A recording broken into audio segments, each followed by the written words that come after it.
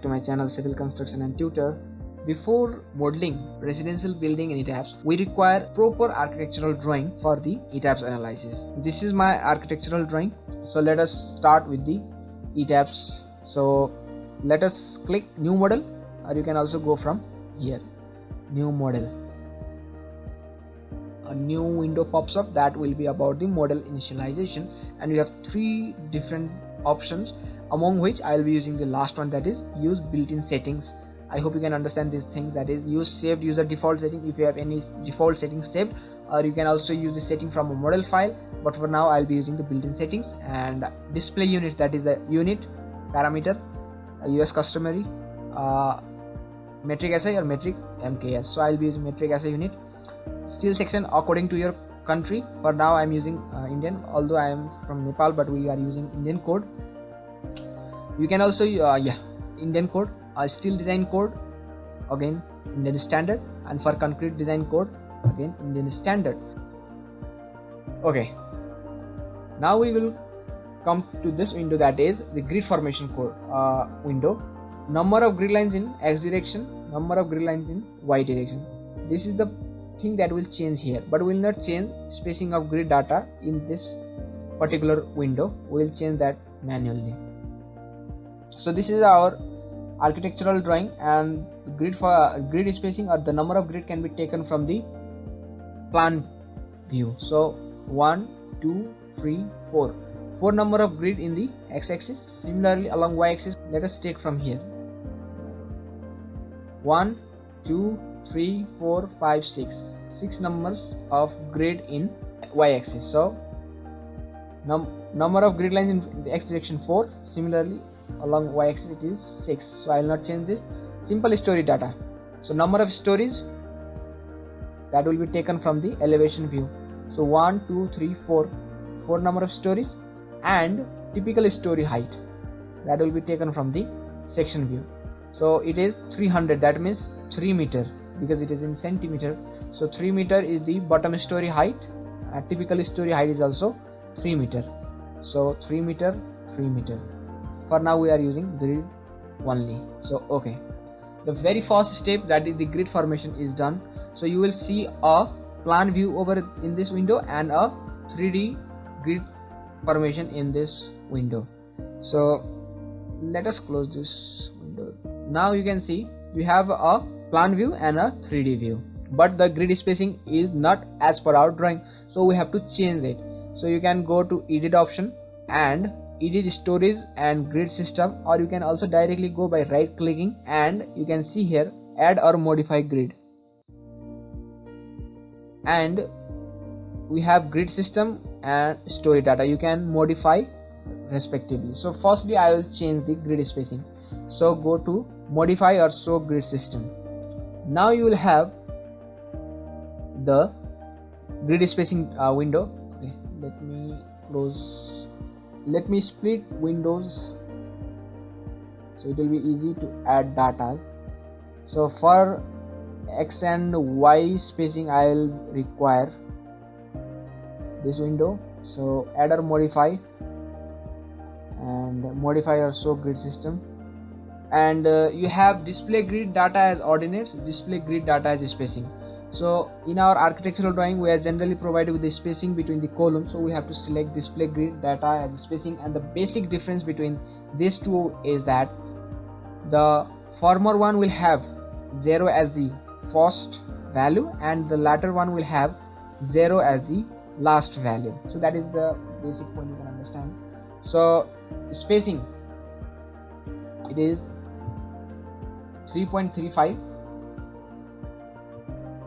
1.75, 3.29, and the final will be 0. Similarly along y-axis 1.1,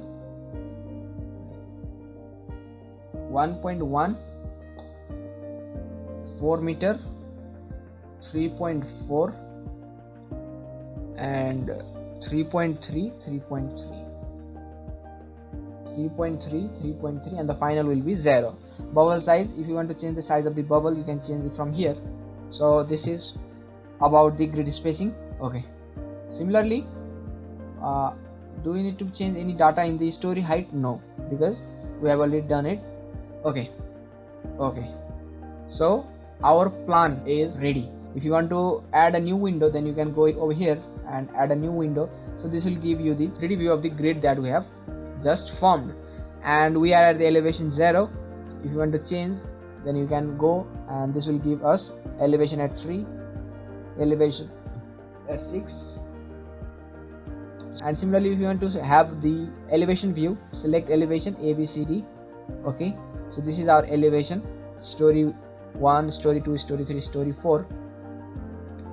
Now I will define the materials that will be used in the analysis. So for this we have to go to define, and in the first row we have material properties. Click on this, and we will have by default material types, so we will not make any changes over here. We will directly go to add new material, and in this select your region. For now I'll select India, and material type concrete, because it is an RCC building, so concrete.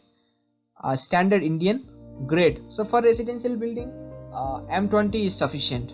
Okay, a new window will pop up and you will get the material data and the specification. So for now it is okay for me. Similarly, I will add a new material, that is rebar, HYSD 500, high yield strength deformed bar 500. So now HYSD 500 is all okay, no need to make any changes. If you have any other material that has to be defined, then you can do it. So material defining has been done. Now after defining material, we will define the section. So go to define, section properties, frame sections, and by default there will be a number of section properties which we will leave unchanged. But if you want to delete, then you can delete it. So select all of this and delete selected frame section, but there will be 2 that will be deleted only if we add a new section by ourselves. Okay. Now for this you can either import new properties or add a new property. So I'll go with the add new property function, and I have 2 types of column, that is circular column and a rectangular column, or you can say square column. Firstly I will make rectangular column, and let us give as column 300 mm by 300 mm. Material M20 grade, and concrete rectangular, you can also change by here. Similarly, now section dimension, depth is 300 mm, and this is also 300 mm. If it is in inches, then you can just write 12 inches, and it will give us 304.8. okay, so for now I'm taking 300. Modify or show rebar, we are designing column, design type column, longitudinal bars HYSD 500, confinement bars HYSD 500, and reinforcement configuration rectangular, confinement bars ties. Obviously there will be only option of ties for the rectangular. If it was a circular column, then we have spiral case for the confinement bars. And checker design, reinforcement to be designed or reinforcement to be checked. So many of us get confused in this. Firstly we will do reinforcement to be designed. Okay, ETABS will give the reinforcement, and according to that we will provide reinforcement and tick this and check whether our building passes with the reinforcement provided by us or not. For now let us put reinforcement to be designed and keep all this unchanged. Okay, so first thing, that is the rectangular column has been designed. Now add copy of property, and let us provide circular column of 300 diameter, M20 concrete rectangular, concrete circular. Now it will have we have to enter only diameter 300. Modifier show rebar M2, and HYSD 500. Reinforcement to be designed, circular, ties or spiral, so I will be taking ties. Okay, so circular column is also done.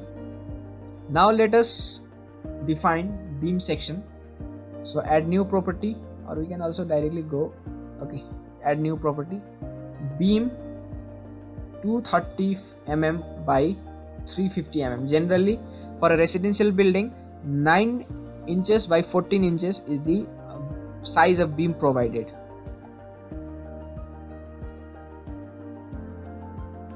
And depth is 350, similarly width is 230. So it is done. If we select M3, this is the cover. So for beam, minimum cover is provided as 25 mm, and considering the bar size of 16 mm, let us take this as 33 mm. So in this way beam section is also defined. Okay, now we can delete remaining. So we have column, circular column and beam. Okay, one more point. So in this area, and we have a staircase, so I'll provide a secondary beam in this region. So secondary beams basically connects with two primary beam. I'm just trying to make you clear about the use of secondary beam also in the video. Add copy of property, secondary beam, and its size is 230 by 300. Okay, this is the minimum size of secondary beam used in residential building. So depth will be 300 mm.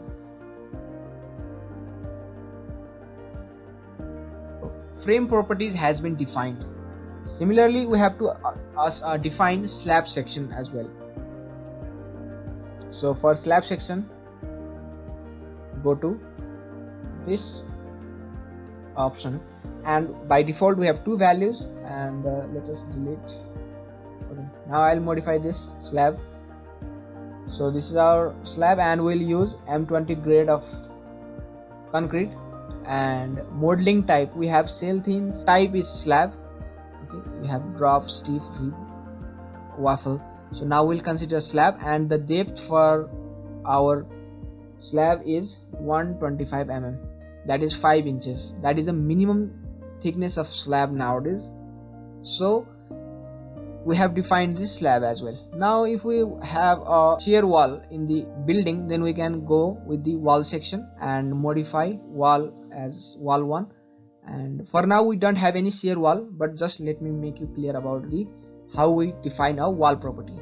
Specified and wall property M20, but generally it is M25 with the case of shear wall.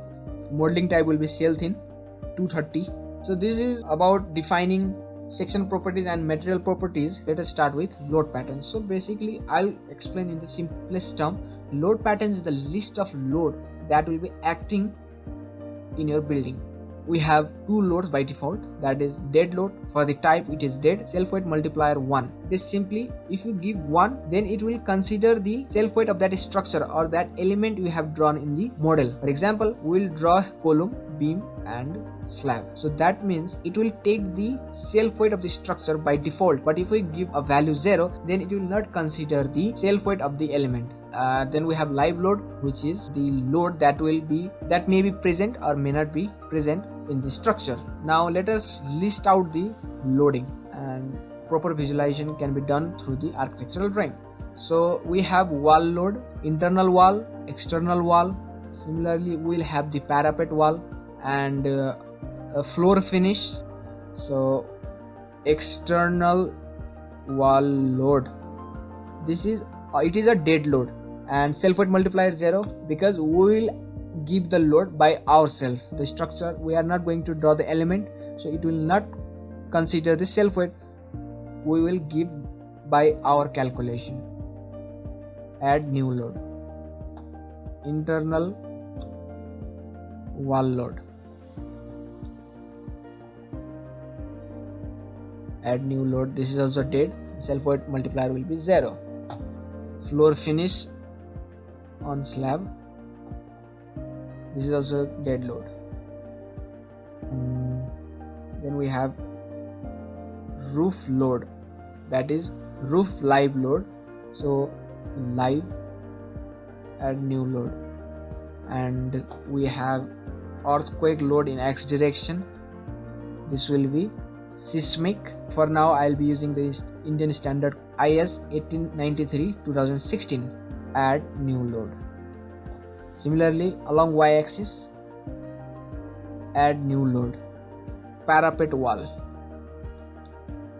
This is also dead. Add new load. We have to modify EQX and EQY, and for this go to modify lateral load, and for x-axis uncheck all of this and check all in x direction, that is x direction plus eccentricity, x direction minus eccentricity.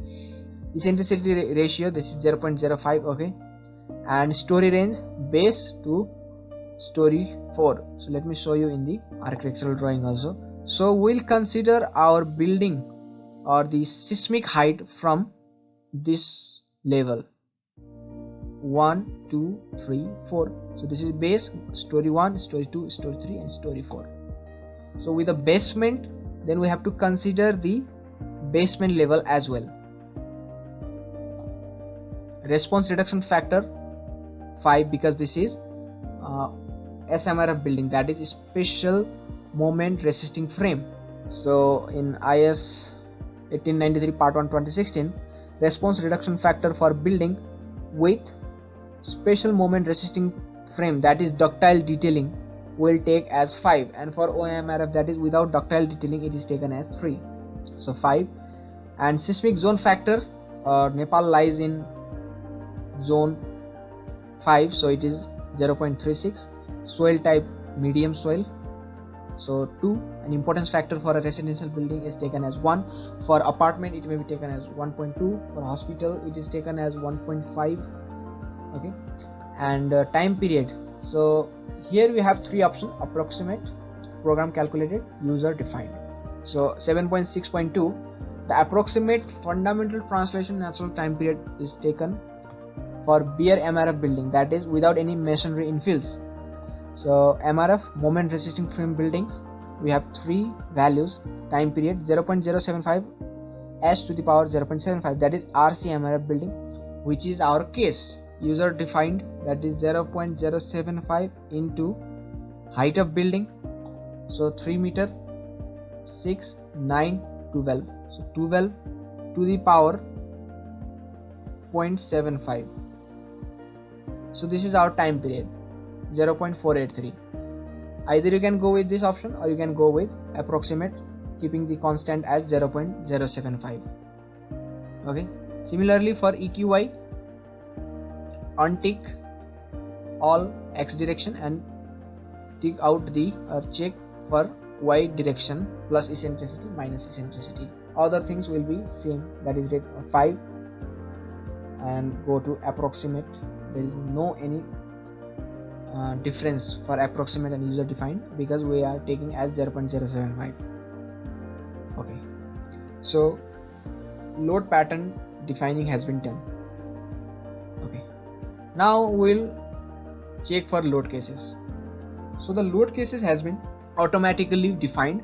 If you click for edit option or modify option, you can see here simply a load case defines how the load patterns are applied either statically or dynamically, how the structure responds linearly or non-linearly, and how analysis is performed through model analysis or direct integration. So this is the purpose of defining load case. So load cases has been defined. Now for load combination, we are using IS code, so we have a default load combination for concrete designing. So concrete, check for concrete frame design, and okay, so we have got the load combination. Now if we see here, it says 1.5 times of dead load. These all are dead loads, yes, so it is 1.5 times of dead load. Similarly decon 2, it consists of live load and dead load with a scale factor of 1.5, and D3 has earthquake load as well, so 1.2, and decon 4 has minus 1.2 earthquake load. So we are done with the load patterns defining, load cases defining, and the load combination. Now let us come to mass source. So mass of the structure, that is including self weight, additional mass due to the surface load, usually dead load and live load. So these all sum up to the seismic mass, that is the mass of the building which excites during the seismic motion. Now modify also mass source. I will tick specified load patterns and then I will explain other things. Dead load add, and external wall load. I will add dead load only. Internal wall and floor finish, which is also dead load, and parapet wall, that is also dead load. Now for live load, we will come to table 10 in the IS 1893 part 1 2016. The live load taken for balcony, veranda, corridors, cantilever projection, it is taken as 3 kilonewton per meter square, and for a staircase it is taken as 3 kilonewton per meter square.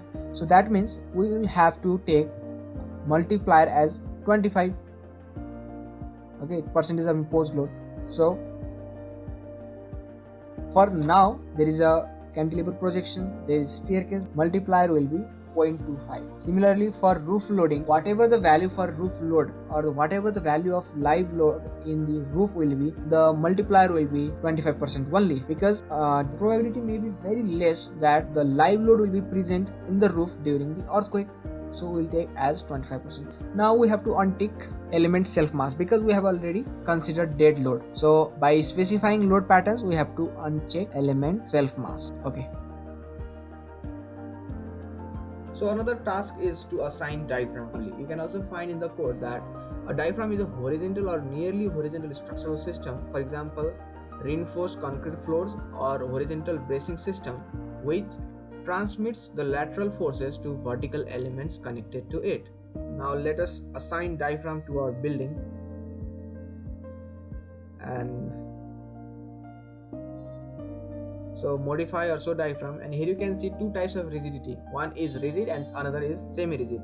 Basically rigid diaphragm is assigned when the horizontal structure does not deform itself considering the lateral load. For the semi-rigid, it should be modeled when significant in-plane deformation occurs, taking into the account of the respective stiffness of the diaphragm. So for defining the diaphragm, either you can define one level, that is D1, and assign it to different floor levels, as ETABS will automatically assign the different diaphragm system, or you can label diaphragm for each floor respectively. So here you can see, okay, add new diaphragm, okay, add new diaphragm, okay, add new diaphragm, okay, as we have 4 different floors. So I will be assigning 4 number of diaphragm. So for drawing the structural elements, let us start with the column. And for drawing column, you have to you have option draw, and here you can select quick draw columns, or you can directly click from over here.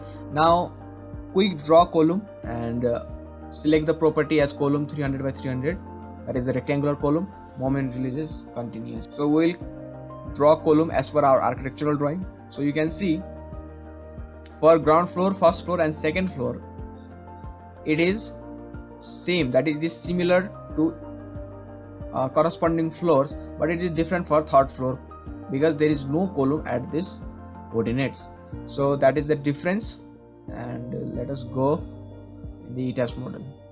So ground floor 1, select 1 story, and you can see here the column has been drawn. Or you can also do it by selecting all the grid intersection like this. So up to here it is to be done, and for this 2 grid intersection it will be with the circular column, that is circular column of 300 mm diameter. So it is done. So we have provided the column arrangement for our first floor, and the main point we have to understand is that it is same for second floor, ground floor, first floor and second floor. So we can replicate it. Select all the columns, and then you can replicate it by going to edit option, and you have replicate, and go to story and select the stories that you want to replicate on. So I want to replicate this on story 1 and story 2. So apply. You can see that the column has been drawn for story ground floor, first floor and second floor. So it makes our work easier. You can do it by this way, or you can also do it by using the concept of master story.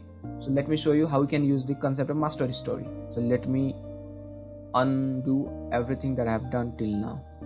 So for using the concept of master story, you have to go to add or modify grids, modify or show story data, and we know that ground floor, story 1, story 2 are similar to each other. So you can make any of it as a master story and uncheck for the story 3 because it is not the story that we are going to replicate for.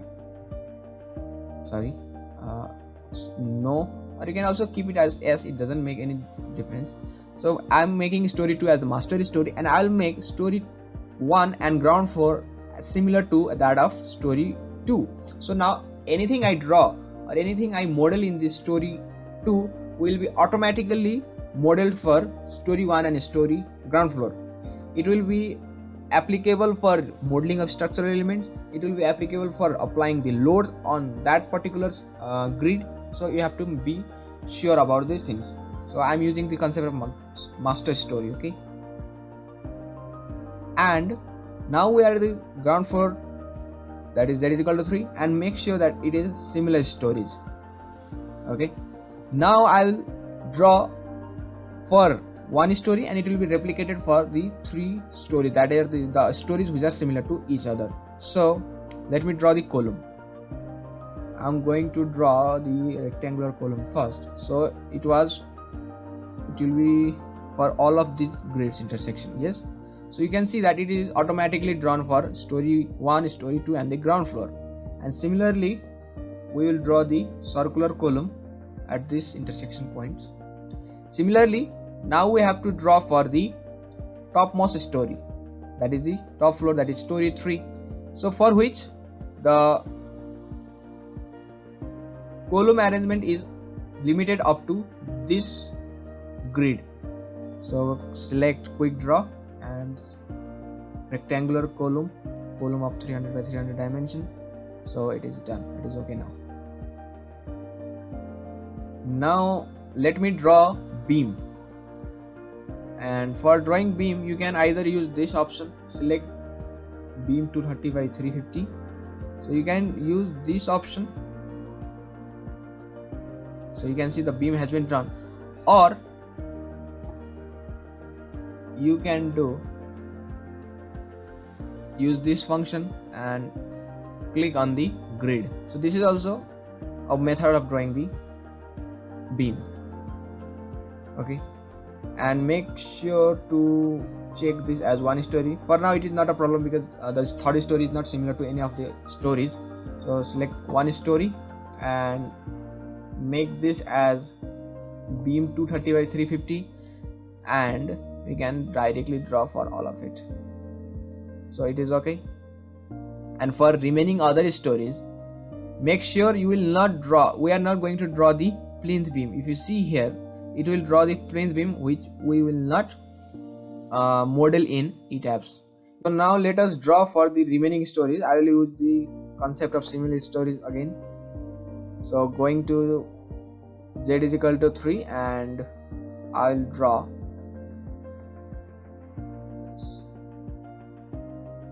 So the frame element has been modeled. Now let us provide support or restraints at the base of the column. For now I will be providing fixed support, considering that the structure below the soil is rigid and fixed. So let us go to the base level and select all the nodes.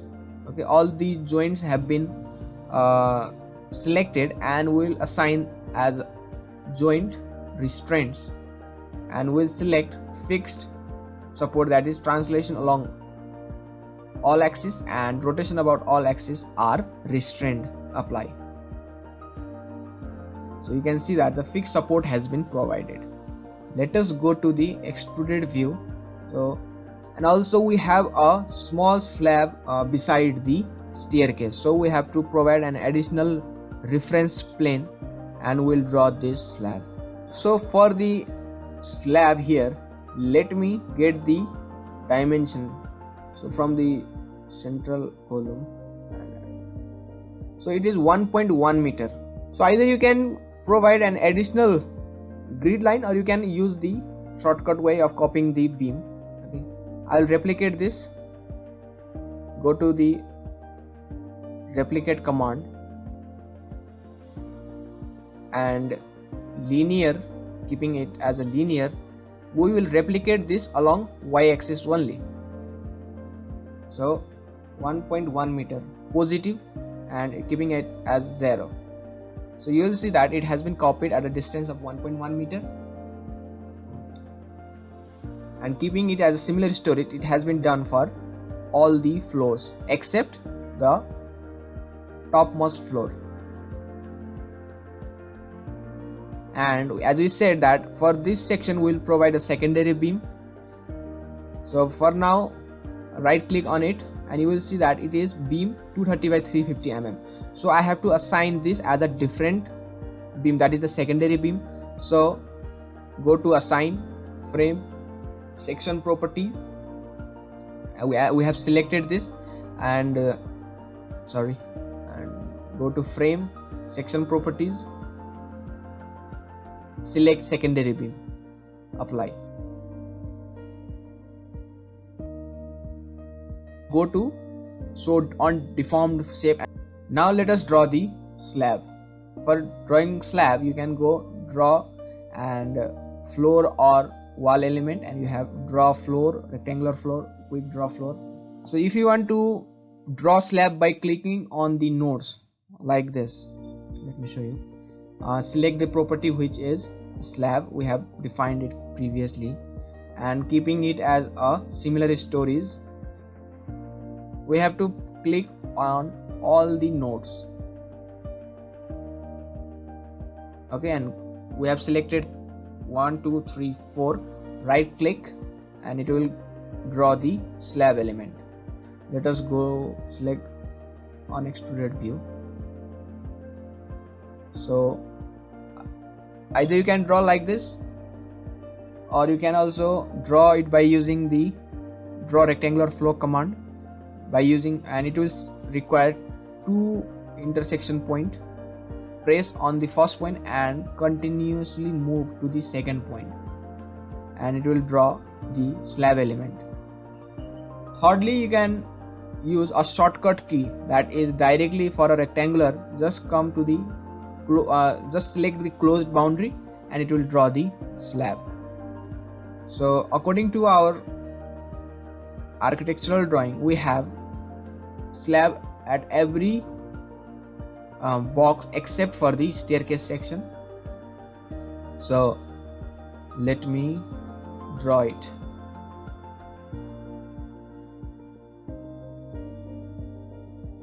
So as you can see here, at this point we have to provide a void. Okay, so for this I will use rectangular floor option. So this is how we can draw. And at the topmost floor, the staircase section will not be void, it will be a complete slab throughout the section. We have a balcony, so we'll provide here as well. And also we have a slab projection at the corners, so it is of 75 mm. So again I will use the concept of replicating. Go to edit, select replicate, and for this time it is along x-axis, so keeping this as 0 and this as 75 centimeter, so it will be 0.75. apply, and similarly along this axis, and for now it is negative x-axis. Okay, so click provide negative 0.75, apply. So it is done, and let us draw the slab.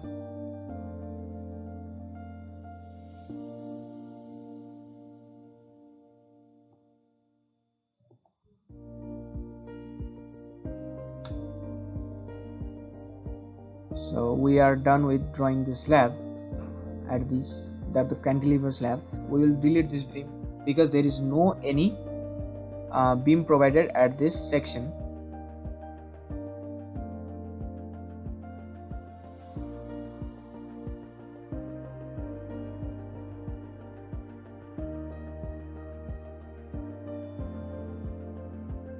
So we are done with the modeling of the structural elements of our RC building. I will not draw staircase in this particular video because it will make our video more longer. I will directly put the load of staircase on the beam on which the staircase will be supported. So after modeling the structural elements, now we have to assign diaphragm to the floor level. As we said, that diaphragm action basically transmits the lateral force to the vertical component, for which we have to select all the horizontal elements. So in case of the landing slab, we will not select it because landing slab will be at the mid level of the floor, and as we said that the diaphragm is to be assigned to the nearly horizontal elements. Let us select, and now we have provide diaphragm to each floor respectively. So use one story. Let us go to story 1, that is ground floor. Select all the nearly horizontal elements, that is the slab elements or floor elements, and go to assign joint diaphragm. Now select D1. You can also modify from here also, or you can also add even. So apply. So diaphragm has been assigned to floor 1, and if you want to delete the diaphragm, then select all, disconnect, then it will be disconnected. Okay, but for now let us select D1, and for next floor D2, similarly D3, select again and assign diaphragm 4. So diaphragm 1, 2, 3, 4. It is done. So we are done with the modeling of the structural elements of our building. Now let us check our model for any mistakes in the modeling process. So for this, go to analyze and check model, select all. Okay, now let's wait until the checking has been completed. So that means no model has been checked and no warning messages were generated. If there were some mistakes in our building, then it will show in this particular display. For example, overlapping of the structural elements, improper interconnection of the structural elements. So these are the mistakes that can be found during the modeling. For loading, plan view should be sufficient, and for this we select one story only because the wall load may be different in respective floors. And for applying loads on the wall, let me hide the slab. Okay, so select okay, it is unnecessary. Select properties and slab sections to select the slab. All the slabs will be selected, and right click, hide selected objects. So the slab has been hidden. Now let me split the window again for better visualizing the loading on the beam. So let us go to the first floor, that is the ground floor. So ground floor beam means this beam, okay, at this level. So the load coming from the first floor will be acting on the beam of top level of the ground floor. We have a half brick wall at this side. Half brick wall, half brick wall, half brick wall, half brick wall. So as we see here, there is half brick wall throughout the circumference. So we have to apply the load considering the half brick wall, and also there is opening in some wall, as you can see here, windows, okay, and some of the wall do not have any openings. So considering the opening, there should be reduction in the weight of the wall acting on the beam. So firstly, let us calculate the weight of the wall acting on the beam. So the specific weight of the masonry brick wall is 19. For beam, we will calculate the uniformly distributed load, that is, the load will act along the length of the beam. The thickness is taken as 110 mm considering half brick wall, and the height of the wall is to be taken.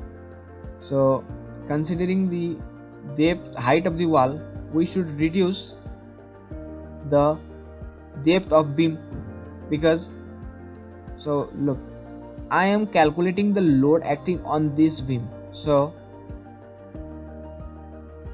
this is the height of the floor, 3 meter, minus depth of beam, that means this is the height of the wall.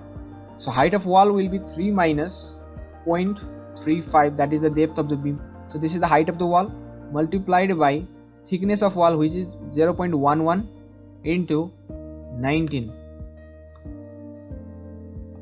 Okay, this is the weight of the wall that is acting on the beam, and considering this is the weight of the wall without any opening. So 1 2 3 4 5 6, 1 2 3 for each floor.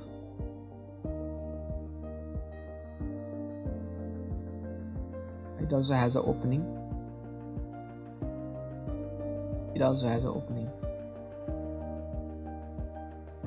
And it should also have an opening, because to come to the balcony, so I forgot that. So it will also have an opening.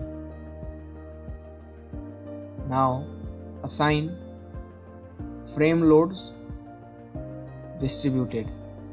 These are the internal walls. I am just considering the external walls. Okay, so assign and load pattern names. External wall load, it is, we are applying the force. Replace existing load, we are applying the uniform load. So and direction of load application, gravity. 19 into 3 minus 0.35, that is the depth of beam, into thickness of wall, 0.11. okay, and considering 20% opening, only 80% of load will be taken, so 4.43 apply. So the load has been applied, and for remaining other external wall, we will take full wall load, that is 5.53 apply. So you can see it is done. Now let us go to the next floor. Is story 1, that is equal to 6 meter, and the load pattern will be similar. Select all of them.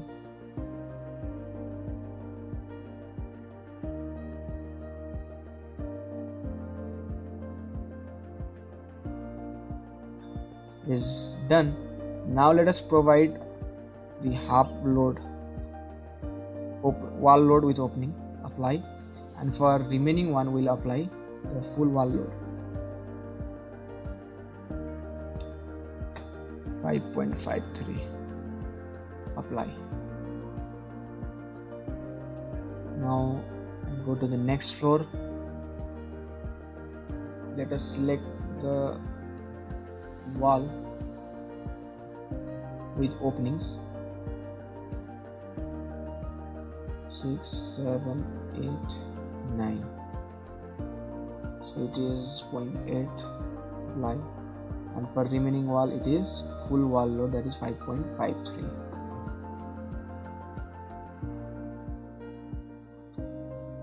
apply. Now go to the topmost floor, that is story 2, z is equal to 12 meter, and for which we will have no any external wall load, because we have applied above this, there is no external wall, so there won't be any load acting on this beam of the external wall. Now we'll apply internal wall load. Let's go to ground floor. Coming back to ground floor, that is at the top floor of ground floor, top level. So on deform shape, and let me select the internal walls. 1, 2. So you can see here it has opening, it doesn't have opening. So we'll select the walls with opening first. Okay, openings. There is opening in this as well. There is opening in this as well. So this is the partition wall that I will directly apply on this slab. It is resting on this slab, so the load will be distributed on the slab. I'll discuss while applying on the slab. Okay.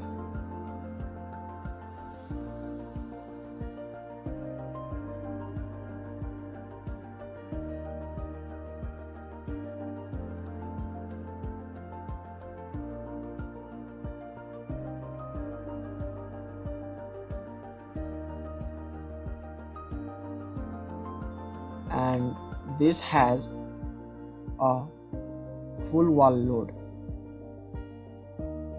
of, that is a wall with full wall brick.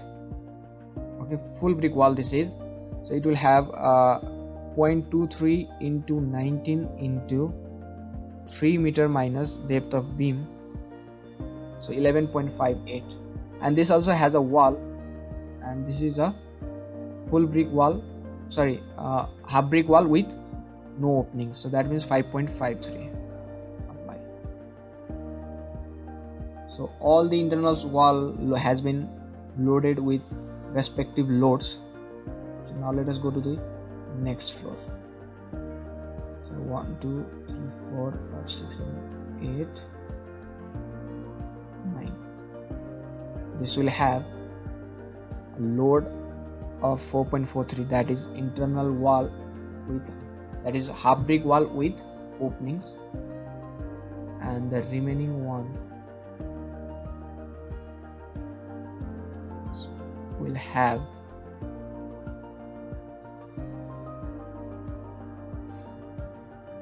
load with no openings, and this has a full brick wall, so 11.58. apply. Now to the next floor. So again, don't get confused.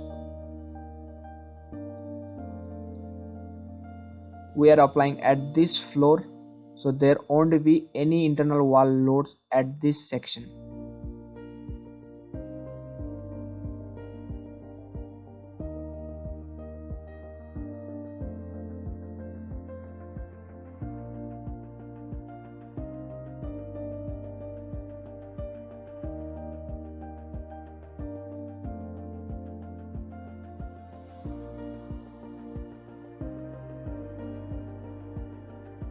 So we are done with the internal wall load application also.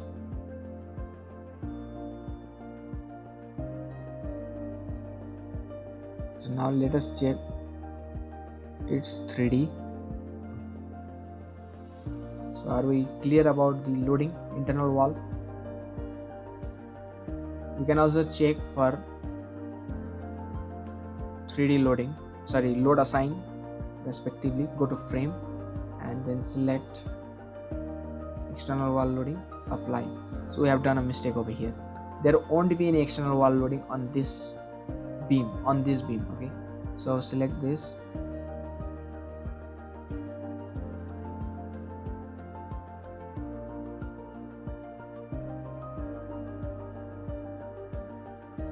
and go to assign frame, loads distributed, and these are the external wall loads,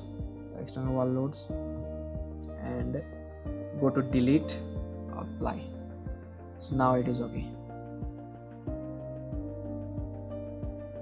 So this is how you will find out your mistake, and this will be the external wall for this floor, to replace existing load and provide. You can see here this has openings, so it is 4.43. apply. Now it is okay. Let us hide the grid. Are we clear? Okay. External wall load is done, internal wall load is done. Then we have floor finish, roof load, parapet wall.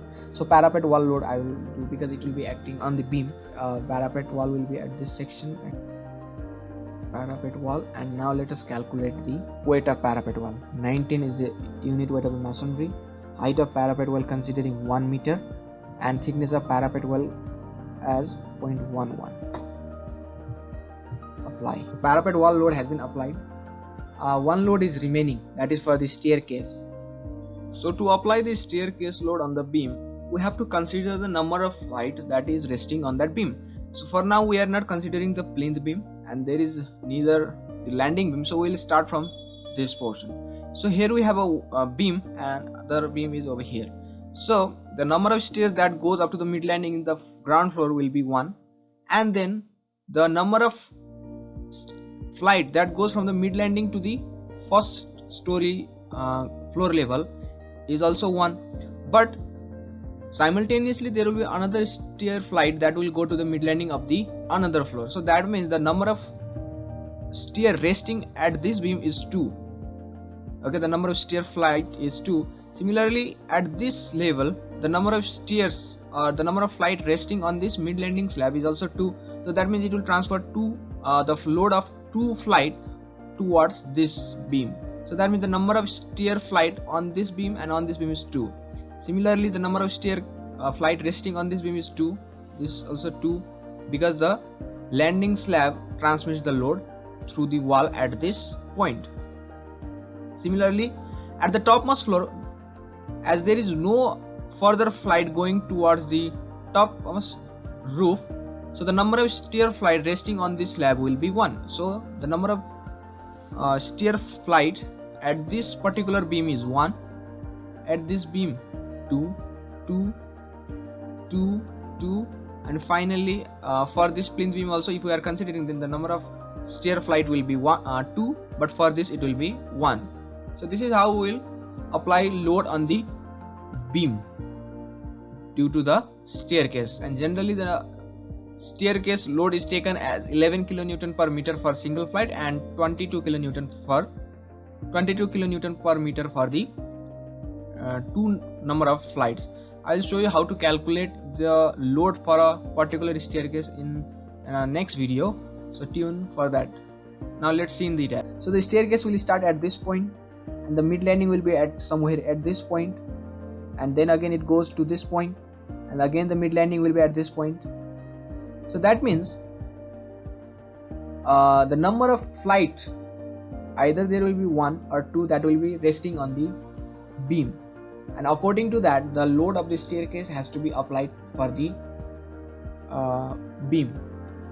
So for now we are considering this beam, okay, and from here one staircase flight will go, and at this section both the staircase flight will be resting, okay, and one will be through the mid landing at this point, and the another one will go to the mid landing from this point. So that means 2 flights will be resting on this beam. So we'll apply load in that pattern. But for the topmost flight, that is at this section, only 1 flight will be resting. Define a new load, add new load, staircase, self-weight multiplier 0, add new load, okay.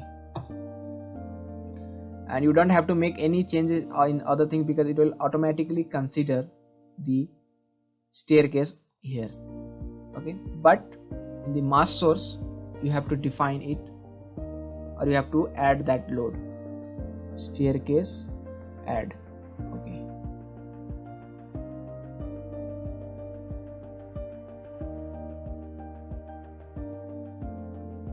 So this is the staircase section, and this will have two flights, so we have to apply the load of both the flights. Generally it is taken as 22 kilonewton per meter for the staircase. I will show you calculation in the another video how we calculate the dead load or the staircase load. For now just take it as 22 kilonewton per meter for both flight, and for a single flight it is taken as 11 kilonewton per meter. So let us select this,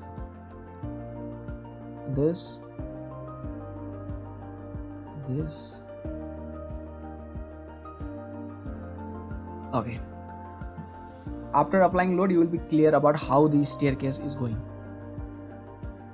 Assign frame loads distributed staircase, and it is taken as 22 kilonewton per meter.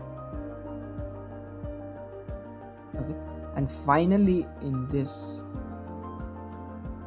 okay, this also has 22 kilonewton per meter, and the final one at the top most will have only 11 kilonewton per meter.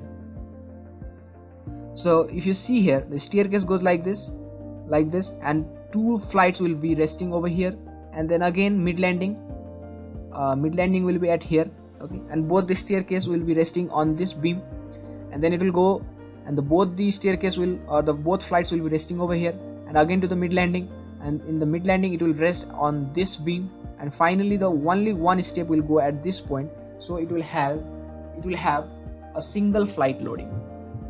I hope you are clear about this. So finally the loading on beam is completed. Now we will apply load on the slab. You can also cross check by going to display load assign, and for external wall loads, so we have applied the external wall load. Similarly internal wall load,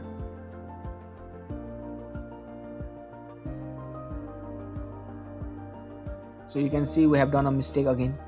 We are not going to apply at this second because we have already done this for external wall load. So this is how you will rectify your mistakes. Cross check it, apply, because we have already applied the load for that particular portion. And then staircase load,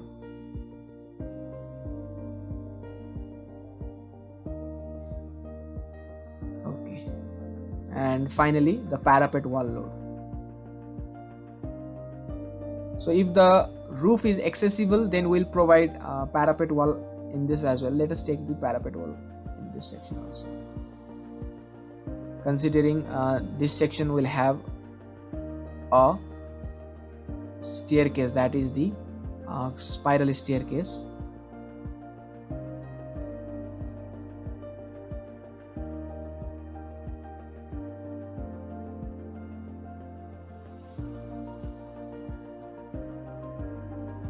Assign frame loads, parapet wall load, it is 2.09, apply. So finally the load on the beam has been completed. Now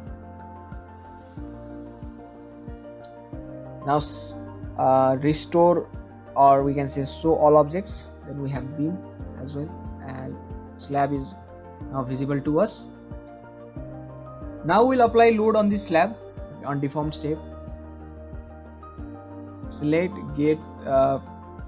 select and go to properties, slab section, select all these slabs, and I will apply the floor finishing, that is same throughout the floor. Assign cell load uniform, and we have floor finish, and generally it is taken as 1 kilonewton per meter square. Apply. So it is done. Similarly select the roof slab. So this is the roof slab, and these are also the roof slab.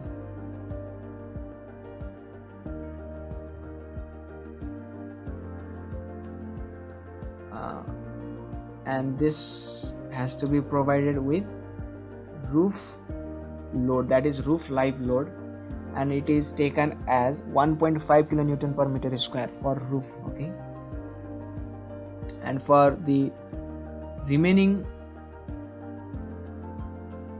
it is taken as 2 kilonewton per meter square.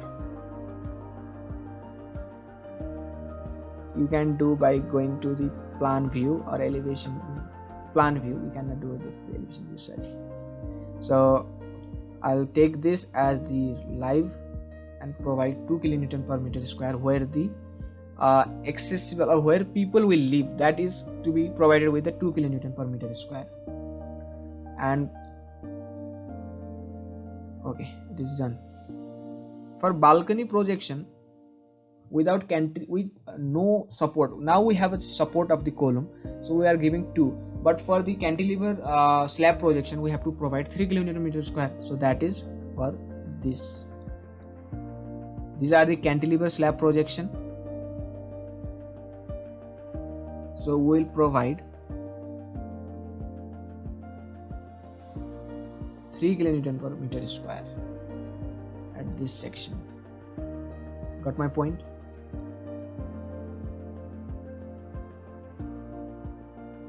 So we are done with staircase, parapet wall, roof load, floor finish, live load. Okay. Close. You may get confused with the loading of water tank. Okay. Water tank. If there is a water tank at the topmost level, then how the load is distributed? Generally, the water tank load is distributed over the slab. So let us consider that we have a water tank at this portion or at this slab, and the volume of water tank is 1000 liters. 1000 liters means 1 meter cube. So we have to divide that load or the load of the water tank at this slab or for this slab, and it is divided throughout the area. So we can find out the area of that slab. So let me show the grid and then we will get the dimension as well. So the area of this slab is 3.35 into 3.3 meter, and that area is responsible for distributing the load coming from the water tank. Define a new load pattern, that is water tank. Water tank dead and it will be 0. Add new load. And again go to load cases, it will be automatically added, and for mass source you have to add that load.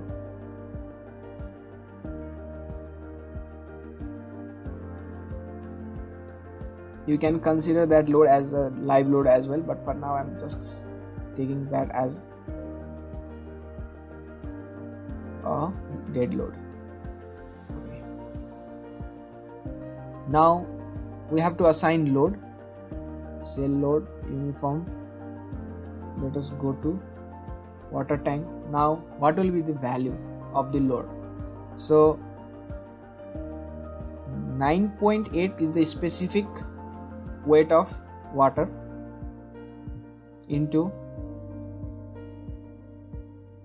volume of water tank 1 meter cube, and it should be distributed in that area, so divided by 3.35 into 3.3.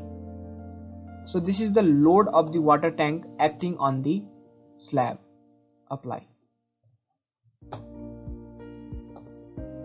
Similarly, we had partition wall at this section also. You can see we have wall at this particular section, but it has openings, so it can be neglected. I will take for this. So the length was 1.1 meter and it is distributed in this slab. So the area of this slab will be 3.29 meter into 1.1. So let us select all the stories. we'll do by one. Okay, so this assign cell loads, uniform internal wall load, and it will be distributed in this. So the specific void is 19, and it will be done by considering the volume of the wall. So 0.11 is the thickness, and the length of the wall is 1.1 meter. Height of the wall is 3. This time it is resting on the slab, so we have to reduce the depth of slab only, 0.125. Specific weight into width of the wall into length of the wall into height of the wall divided by area of that slab, 3.29 into 3.3 meter. So this is the load that will be acting on this slab. Apply. For this also same, and above this there won't be. Okay, up to here it will be. I'm neglecting this wall. Okay, it has opening, so I'm not taking this. You can take. So 0.608. So this is also done. So finally the loading of the structural elements has been done, completed. So after this, run the analysis. Go to analyze. Firstly check model. So there is no any warning messages. Then analyze, set load cases to run. Make sure that it is ticked. Okay, it is checked, that is calculate diaphragm center of rigidity, else it will not give the diaphragm center of rigidity, which is very important to check whether the building has eccentricity or not by comparing with the center of mass. Run now.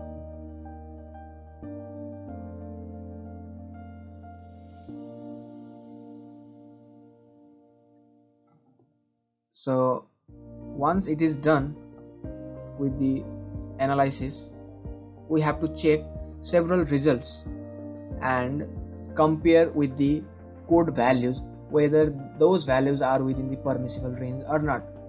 So I'll start with the displacement and drift. Display, go to story response plot and maximum story displacement. Select earthquake X because we will check the displacement and drift along x-axis and y-axis for the earthquake loading. So it comes as 22.8 mm and the maximum value is, so according to the code, let me show you, story drift in any story shall not exceed 0.04 times the story height. So that means the story displacement should be within the value 0.04 times the story height. 0.004 into story height, that is 3 meter, 3 meter, 3 meter, 3 meter, that is 12 meter. So the maximum value is 48. This is 0.048 meter, that means 48 mm, and our value has come as 22.8, which is within the permissible range. So that is the story displacement along x-axis is safe or is within the permissible range. Similarly EQY, this is 18.33 mm, and the drift shall be less than 0.004. So it comes at 0.001. This is also okay. And for x-axis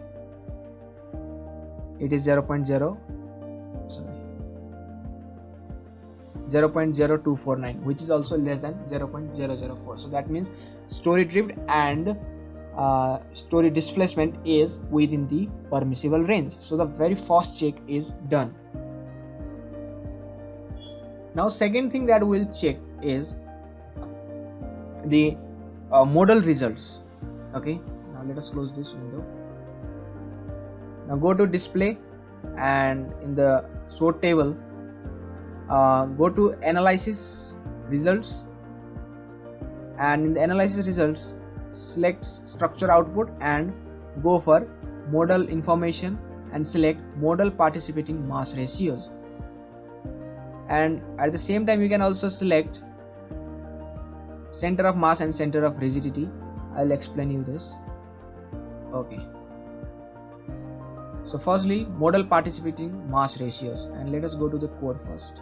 The code says the number of modes Nm to be used in the analysis for the earthquake shaking along a considered direction should be such that the sum of total modal masses of those modes considered is to be at least 90% of the total seismic mass. That is the number of mode considered.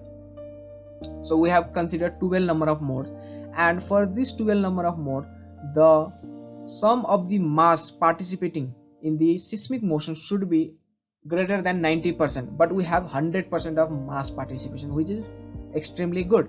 But if it was not the same case, then at least at this value, that is the last mode, there should be 90% of modal, or that is mass participation. Okay, that is the simplest term I can make you clear about it. So there should be at least 90% of mass participating at the last mode. That is the concept. So this is the first check in the modal participating mass ratio, that is modal result. At least 90% of mass participation in the nth mode of vibration. If it was not, so this is by default we are provided with a 12 number of modes. For example, if it was 80% or 89% in this case, then we had to increase the number of modes till the value exceeds 90%. I will show you how we can increase the number of modes later on. So this is the first check, that is the at least 90% of mass participation at the nth mode, but for now it is 100%, that is good as I said. The second check is normality in the time period. So this is the time period. So basically the time period was provided as 0.483 second, that is 0.075 into height of the building to the power 0.75, and that is by considering the height of the building only. If you see that the time period is provided considering the height of the building only, so that means for a height of h, the time period is same, which is very conservative. That is not true. The time period of the building depends upon the loading, depends upon the material, depends upon the condition, depends upon various things. So that will be different. But with respect to 0.075 s to the power 0.75, that is a very conservative time period. So the time period given was 0.483, but the time period is 0.697. So this is by considering the loading that we have provided in the element, in the structure. So this is what I am trying to explain, that is the time period that we provided is different than that of the time provided after the analysis. The time period provided is 0.483, but the time period, the actual time period is 0.697. So the difference between these two values for a residential building should be between 1.4 or 1.5. 0.697 divided by 0.483. So there is a value of 1.44 times, that is the value is 1.44 times greater than that we provided. So there is an exceedance of 44% in the time period. So that means we have done pretty good job with the load assigning. So basically, if the value or if the difference between time period given by ETABS and time period provided by you is less than 20%, then there should be some problem with the assigning of mass source, restraining, constraints, etc. If the value is between 20% to 40%, then it is okay. If the value provided by you and the time period provided by the ETABS ranges between 20% to 40%, then it is okay. And if it is greater than 40% and less than 60%, or we can say 50%, it is excellent. The loading has been done properly. And if the value is greater than 100%, the time period provided by you is 0.483 and the time period provided by the ETABS analysis 1 second, then there is a mistake in concrete properties, or the sizes of element has been done, there is mistake in the sizing of the element. If it is greater than 1000%, that is infinite, then there should be the problem with the connection or interconnection of the elements. The elements have not been joined properly. So that is how we can identify the mistakes. So this is about the time period.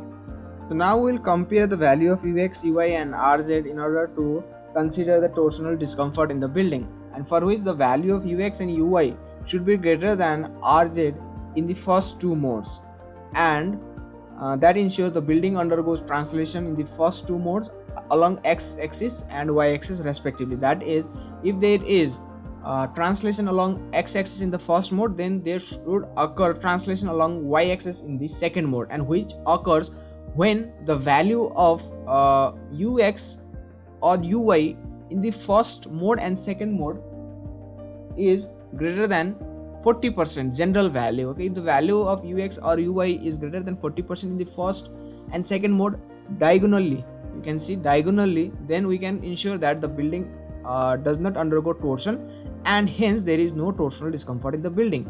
And as I have said, we have to compare the value of ux, uy and ux, uy and rz. And here you can see the value of ux is 0.72, value of ui in the first mode is nearly equal to 0. This should be applicable for the second mode diagonally, that is, the value of ux in the second mode should be nearly equal to 0, and the value of uy should be greater than 40%, or we can say the value of ui should be greater than rz to ensure there is no torsional discomfort. And in the third mode, the building undergoes rotation, and for which the value of rj should be greater than ux and uy respectively. So if you see, the value of rz is 0.1346 and 0.001, so which is less than ux and uy respectively, and it is, or the value of rj should be greater in the third mode. So that means the first three modes are responsible for the torsion consideration. So here you can see in the table 6 of IS 1893 part 1 2016, the first three modes together contribute at least 65% mass participation factor in each principal plan direction. And for fundamental axis, that is the first three modes in respective plan, so you can see 72%, 85% in the second mode, as is said, 65% in the first three fundamental modes of the principal axis. Similarly, in RZ you have 73, so that is okay with us. So we can also identify whether the buildings undergoes torsion at the first step or not, at the first mode or not, just by observing the animation under modal analysis. So run this in the plan view and go to deformed shape and select mode, apply. Now if it rotates about its center point, then it is then it can be said that the building suffers torsion. And if there is a translation motion along x or y, then we can understand there is no torsion in the first or second mode. So start animation. So here you can see that it is translating about x-axis, so there is no torsion. Similarly, in the second mode, apply, start animation, it is translating about y-axis, which is as per our consideration. And in the third mode, there should be rotation about the center point. So you can see here there is a rotation, so that means after second mode only the building undergoes torsion or rotation. So this is how we can interpret the building from the animation mode also. This is about modal participation mass ratios. Now let us check for center of mass and center of rigidity. So according to our code, it says the center of rigidity and center of mass, the difference should lie within 5%. If it doesn't lie within the 5%, then the design eccentricity has to be taken and further analysis has to be done. For checking the eccentricity, I have already made a video which you can find out in my profile, and you can check out from there how to make a Excel sheet for it.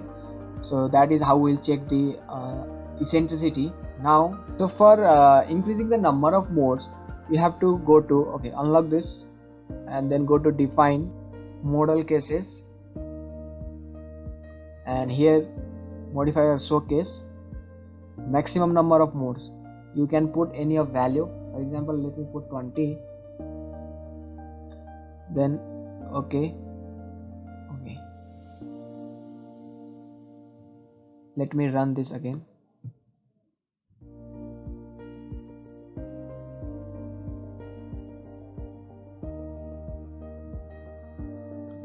And go to display show tables, and in structure output select model participating mass ratios.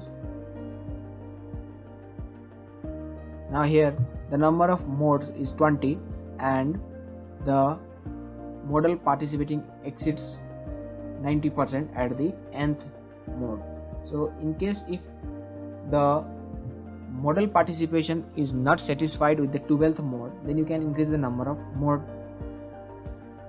Now we will check the concrete frame design, that is the reinforcement designing of the structure. So for which we will go to design and run concrete frame design, start design or check, or you can directly click this over here. So it will check the concrete,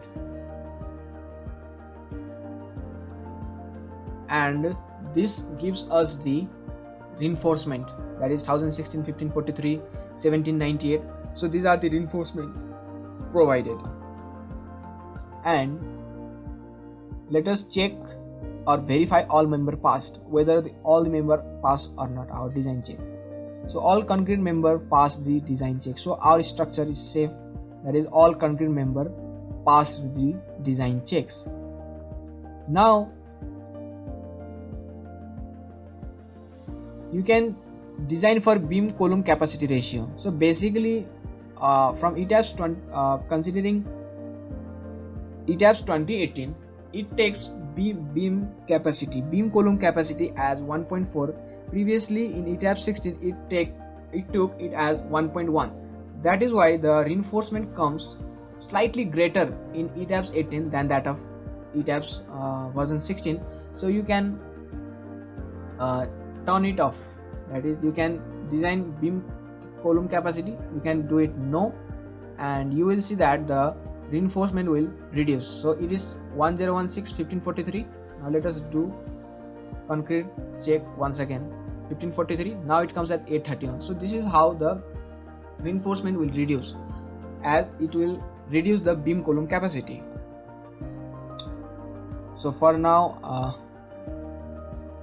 I will consider beam column capacity design yes.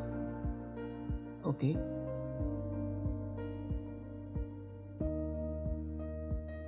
and display design info. So this is the longitudinal reinforcement for the beam column. Similarly you can do it for rebar percentage, it will show you the rebar percentage. For column the rebar percentage should not exceed more than 4%.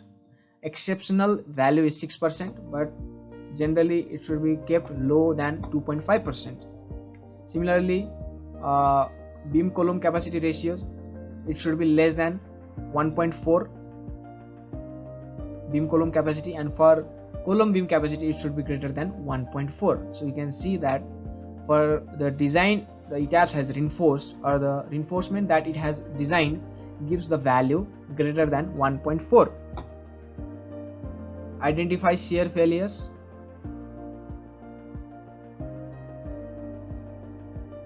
So for now let me go to longitudinal reinforcement and go to the elevation view, apply.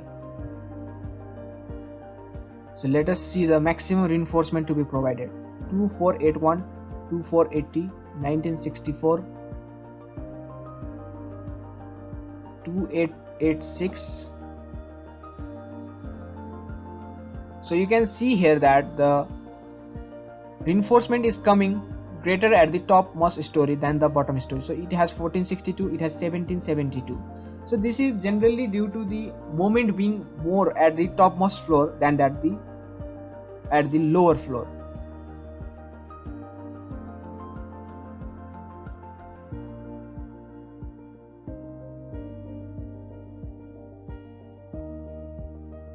So I found the maximum value of reinforcement as 2487.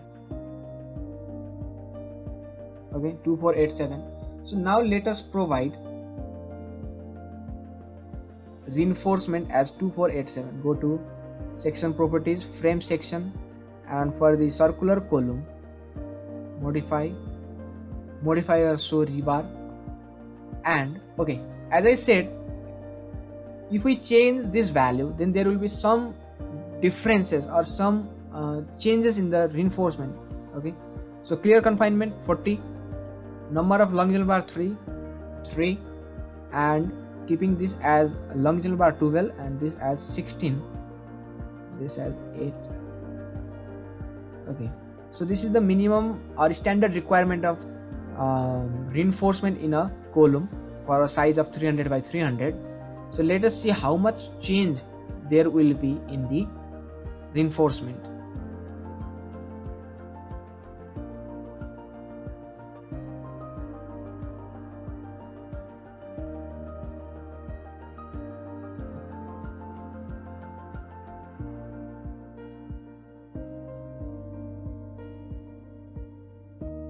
Run analysis from here. So we had 2487 in this elevation view C. Okay, so let us see how much reduction. 2187. So there is a significant reduction in the reinforcement provided by the ETABS. So the maximum value now is 2239 for the reinforcement area of 2239 mm square. The area of 20 mm bar is 314. So for this we have to provide 8 number of 20 mm bar. So it will be 314. So 2512. Let us unlock and go to define, section properties, frame section, column, modify show rebar, and we'll provide 20 mm bar.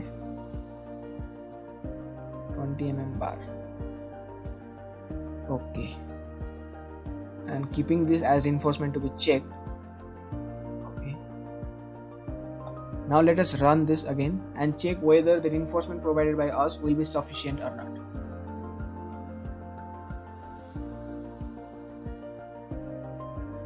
So if the color is red, then it is overstressed. So for now it is not overstressed, so that means verify all member passed. Okay, go to 3D view, and I don't think there is red color anywhere, and go to display design info and identify all failures. So there is no any failures with the reinforcement that we have provided, although it is expensive because we cannot provide 20 mm bar for all the column because it was not needed for every column. Just I wanted to show you.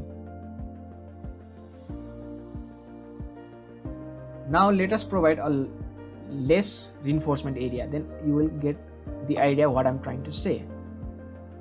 So go to section properties, frame section, and modify or show rebars, reinforcement to be checked. Let us provide 16 mm bar in this, and okay, now run.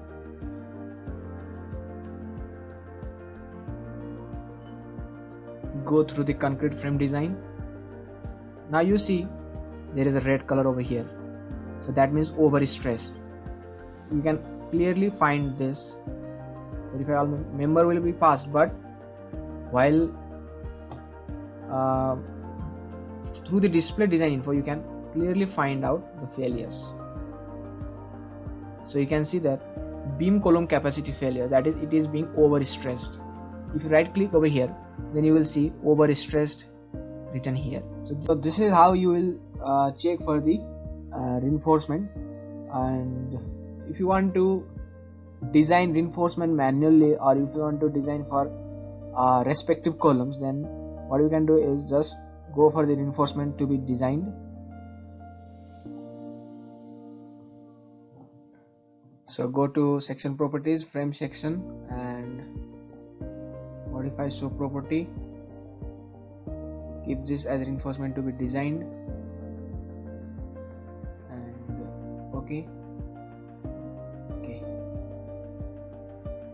and again run this.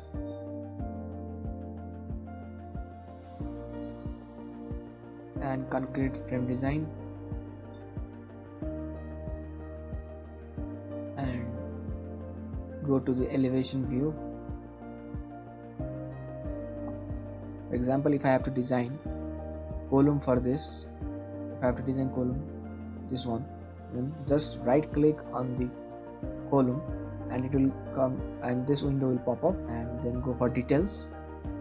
Now you will see we have the summary report of the column, that is the level, ground floor, column element, unique name, section ID, and the combination ID for which the column has given the maximum reinforcement, that is DCON 11, and this comprises of 0.9 dead load plus 1.5 times of earthquake in X direction, and this is the length of the column, or that is the height of the column, width, cover, and this is the rebar area, and this is the design moment, and for this design moment the rebar area has been provided this rebar percentage, shear reinforcement, similarly BCR detail, that is beam column capacity ratio. So this is the BCCR details. Envelope, that is envelope means comprising of all the loading condition. Beam column capacity ratio 1.6 and 1.4. As I said, 2018 version ETABS considers beam column capacity as 1.4. You can also export this to OR documents like this by saving this as your specified name. So this is how we'll design column or interpret the result of column. Similarly for beam, this is the reinforcement at bottom, reinforcement at top. This is for the middle, this is for the extreme left, this is for the extreme right, and again you can see for details. And flexural moment, flexural reinforcement for moment. So this is how we will interpret the concrete beam and concrete column data from ETABS. Slab will be we can design slab manually. We can also find the base reactions for the design of footing, and for which we have to define a new load combination. Basically footing is designed for dead load and live load only without any scale factor. So DCON 2, this is 1.5 times of dead load plus live load. So add a copy of this and provide scale factor as 1 1 1 1 1 1 1 1 1. Okay, so run the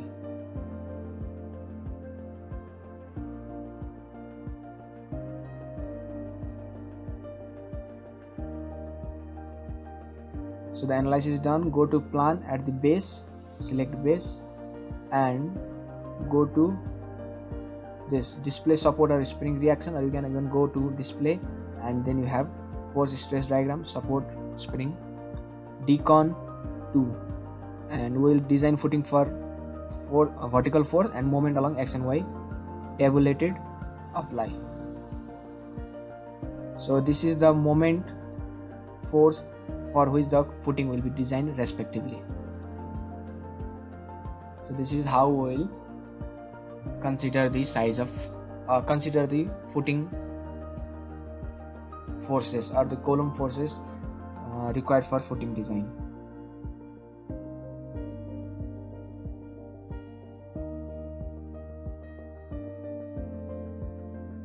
Also the different stress diagram can be viewed. Okay, so go to display frame link forces, or you can even go here and force stress diagram, frame link forces, and whatever you want to find. For example, decon 1, and I have to find out axial force diagram.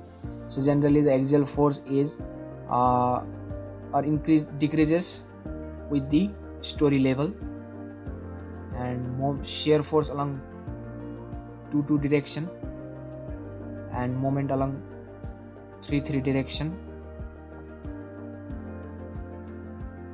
Okay, so this is how the stress diagram is interpreted in ETABS. Then okay, summary report. You can print out or create a report by showing show project report, and it will show you all the details. So this is the summary report. You can export to Word document.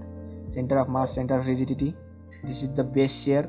Okay, story 1, base shear elevation, weight of the building, base shear, time period we provided as 0.483, response reduction factor 5, SFIG, this is spectral acceleration coefficient. So this is how we prepare a structural report from ETABS. This is the end of the video.